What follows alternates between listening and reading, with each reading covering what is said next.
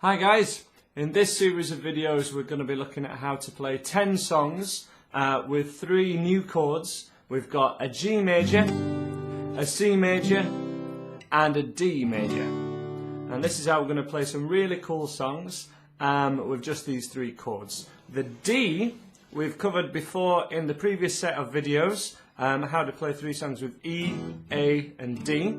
So if you want to know how to play that D chord, check out the previous set of videos and we'll get you playing onto the record with those.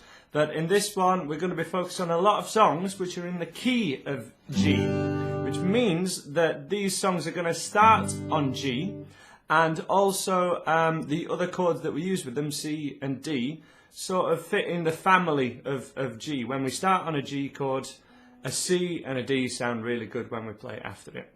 So we're going to be covering how to play these, how to change between them, and a couple of different options you've got with these chords.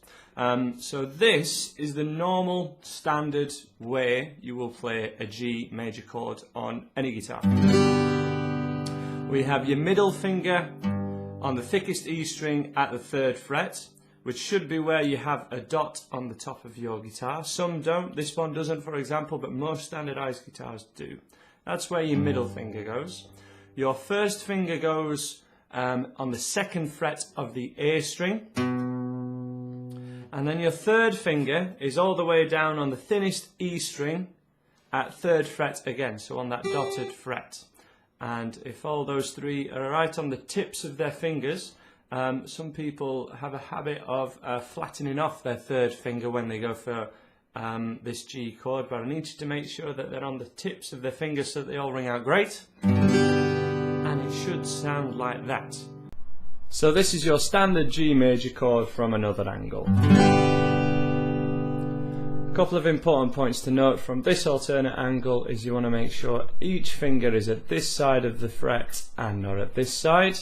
So your first finger at 2nd fret wants to be right over here. Your middle finger at 3rd fret on the thickest E string wants to be right over this side of the fret and not over here. That way it might not ring out at this side and we don't have to press down as hard when we're at this side of the fret to get it to ring out. And they're nicely on their tips, so again we have this claw hand kind of idea happening. My fingers are kind of shaped like this as I'm pressing the finger down. And exactly the same for the 3rd finger, it's on its tip, and my little finger, rather than kind of being down here or kind of distracting or sometimes helping push down this one, it's just right at the side, right next to that 3rd finger, kind of gaining some strength from it. And that's your G major chord. So again, 1, 2, 3, little finger next to it, and that's your standard G major chord. So as I say, that's the standard way to play a G. There's another option that we can do with this G chord that will make a lot of your changes and a lot of these songs, one, a lot easier, but also actually sound more like the record as well. And that's by playing it with your little finger on as well, with your 4th finger. So from your standard G, we move your 3rd finger up a string, but at the same fret, and then we have your little finger, your pinky, on the thinnest E string where your 3rd finger was. So we've moved your 3rd finger up and replaced it with your little finger, and that sounds like this. Now to my ear, that actually sounds like a more pleasant and nicer sounding G. Compare it to the old way. I prefer the sound of this one. It's a tiny bit more work because you are using your little finger for the first time. However, this is going to make changing to the D major chord that we've already covered, as I say in a previous video. So if you're not, I'm not going to go into this D too much. But we make this little triangle shape with your first finger at 2nd fret on the 3rd string, so that's the G, and middle finger on the 2nd fret on the top E string, and then your 3rd finger creates a little triangle shape. And that's your D major chord. As I say, this gets used a lot with a G. And if we use this Noel Gallagher method, which is what I nickname it with your 2 little fingers here, this way of playing G, I'm going to nickname the Noel Gallagher of Oasis fame, G. We keep the 3rd finger down and we have an anchor finger, which was really important in the first batch of videos that I made. It really helps a change if you can keep one finger down all the time. In this case it's your third finger, which isn't the strongest of fingers when you're first starting off. Kind of your first finger's the stronger one, but it should help. Keep that third finger down and you can change to a D chord, in my opinion much easier, and in my experience much easier for a lot of absolute beginners than going for the standard G and then having to lift all fingers off and trying to find your D chord from there. This gives you a point of contact and it makes that change a lot easier. So your alternative G major chord, this is your standard one. Third finger moves up one string, and your little finger, which was right next to it a second ago, goes on the thinnest E string. So your little finger's on the thinnest string, and your third finger is on the next string up, which is your second string. First and second finger are exactly the same. They're where they were before, and everything on its tips. If these two fingers, the temptation is going to be to hit them flat like this. If they're going flat like this, it's unlikely that these top two strings are going to really ring out at all. We need them on the tips of their fingers, everything in this claw hand shape, kind of 90 degrees to the fretboard, and with your little finger and third finger as close together as they reasonably can be. And that's your Noel Gallagher style G major chord. Your third chord that you're going to need for this series of songs is a C chord, which the standard way of playing it is like this. Here we have your first finger on the second string, so that's the B string at first fret. That note sounds like that. We have your middle finger on the D string at second fret, and then your third finger, third fret, so the dotted fret one more time, on the A string. And this one it's good especially at this stage, if this is the first chord you've ever learnt, don't worry about this too much, but if you've played a few songs now with a few chords, strum that C chord from the fifth string. Don't play the thickest E string, it can sound a little C chord sounding like that, that's fine. If you notice on the diagram, there's a little cross on that string. Remember, these diagrams are kind of written upside down, but so the cross will be on the bottom here, but this is actually your bottom string because it's the lowest one. And we don't want to play this string on the C chord, otherwise it sounds like this, rather than sounding like this.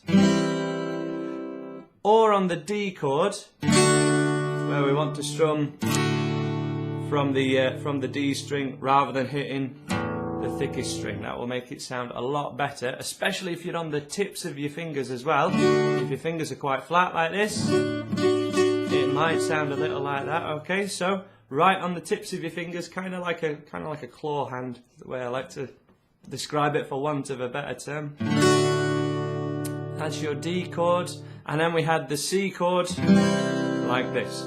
For your C major chord, really making sure that each finger is right on the tip. Your first finger most definitely, otherwise this thinnest E string here will not ring out if it's kind of on the side or anything like this. So we need it right on the tip, again not at this bad side where that one won't ring out either. It needs to be at this side of the frets, and then that first finger will sound fine. Middle finger and third finger as well, both at this side of the frets. And that's how we get your C chord to sound great. It can be tricky. It's the first chord we've gone for with covering 3 frets.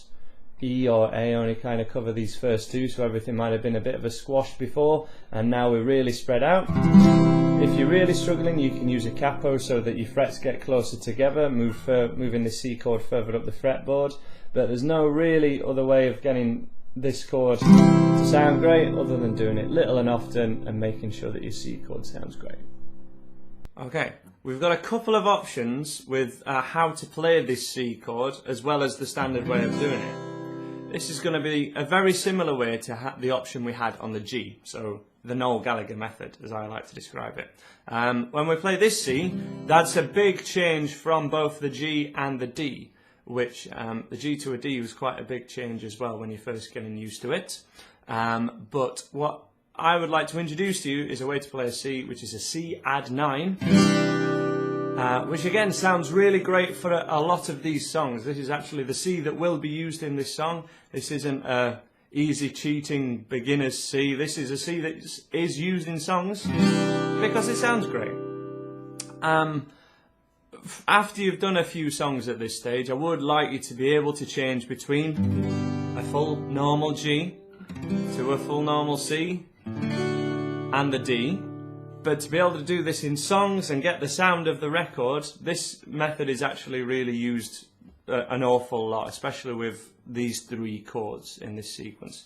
So we have a G chord with the Noel Gallagher method. Play this with me now. So 3, 2, 1.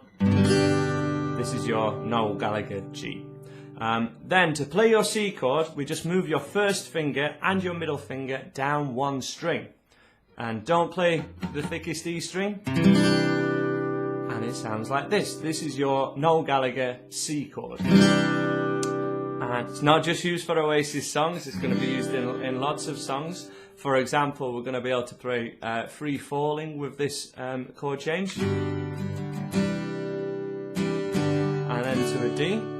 And that third finger is going to stay down the whole time, which, as I say, is going to make this a whole lot easier for you. But I just want you to know exactly what chords we're playing here. Also, for another song that we're going to be going for, Sweet Home Alabama. This is the proper way to do those chords, even to do the riff. That's how the chords are made. It's not actually a full C. So really, really useful stuff. And so yes, just as a little bit more explanation as to why this is a C chord, because your fingers seem in totally different places, right, to where they were before. These 2 notes are actually the same, where your first and second finger are on a Noel Gallagher C chord, as to where they are on a normal C chord, but with your second and third fingers on them. They're the same 2 notes regardless. But this just keeps it in a really similar state to the G and the C. And then when we move to a D, we have a third finger anchor. So as I say, I'd really like you to use this method for the most of these songs, unless I tell you otherwise, because it really gets the sound of the record. But after these videos, after you sort of progress on, please be able to change between a normal G and a normal C and a normal D, because that's also fundamental to doing songs that don't begin on a G, that aren't in the key of G. And that's going to be everything that you'll need for this set of videos. We'll cover strumming patterns and everything like that. But fire away and choose the song that you want, and I'll see you there.